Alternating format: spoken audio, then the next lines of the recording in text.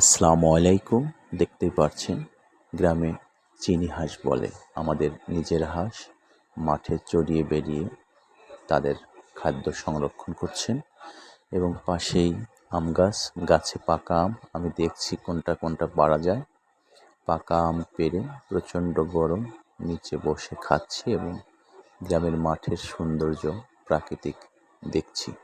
প্রচণ্ড রৌদ্রে এই যে পাকা আম সেই গাছের নিচেই বসে বসে পাকা আম পেড়ে কেটে খাচ্ছি। প্রিয়জন, আপনজন, ভাই বোন সবার সঙ্গে ঈদের ছুটিটা ভাগাভাগি করে নিচ্ছি। আসলেই গ্রামের বাড়িতে না আসলে এই সৌন্দর্যগুলো উপভোগ করা যায় না।